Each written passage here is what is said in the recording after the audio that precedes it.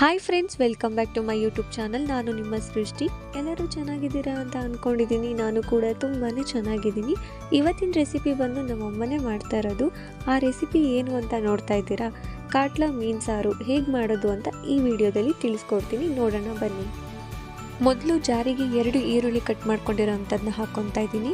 ಮತ್ತು ಬೆಳ್ಳುಳ್ಳಿ, ಶುಂಠಿ, ಕಾಳುಮೆಣಸು, ಜೀರಿಗೆ, ಅರಿಶಿನ, ಖಾರದ ಪುಡಿ, ಧನಿಯಾ ಪೌಡರ್, ಸ್ವಲ್ಪ ಕಾಯಿ, ಹುಣಸೆ ರಸ, ಸ್ವಲ್ಪ ನೀರು.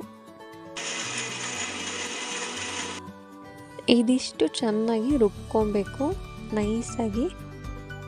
3 ಸ್ಪೂನ್ ಆಗೋಷ್ಟು ಆಯಿಲ್ ಹಾಕ್ಕೊತಾ ಇದ್ದೀನಿ. 1 ಈರುಳ್ಳಿ ಕಟ್ ಮಾಡ್ಕೊಂಡಿರೋದನ್ನ ಹಾಕ್ಕೊತಾ ಇದ್ದೀನಿ. ಮಸಾಲೆನ ರುಬ್ಬಿಟ್ಕೊಂಡಿರೋ ಅಂಥದ್ದನ್ನ ಇವಾಗ ಹಾಕ್ಕೊತಾ ಇದ್ದೀನಿ.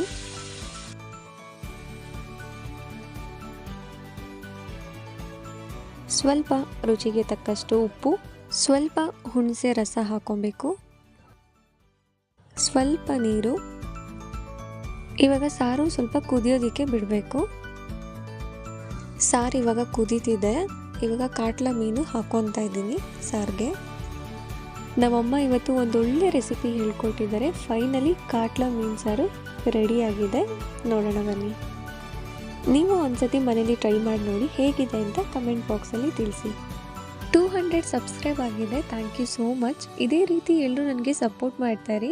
ಯಾರೆಲ್ಲ ನನ್ನ ಚಾನಲ್ಗೆ ಸಬ್ಸ್ಕ್ರೈಬ್ ಆಗಿಲ್ಲ, ಈ ಕೂಡಲೇ ಸಬ್ಸ್ಕ್ರೈಬ್ ಮಾಡಿ, ಲೈಕ್ ಮಾಡಿ, ಶೇರ್ ಮಾಡಿ, ಕಮೆಂಟ್ ಮಾಡಿ ಅಂತ ಹೇಳ್ತಾ ನೆಕ್ಸ್ಟ್ ವ್ಲಾಗಲ್ಲಿ ನಾನು ನಿಮಗೆ ಸಿಗ್ತೀನಿ. Thank you, bye.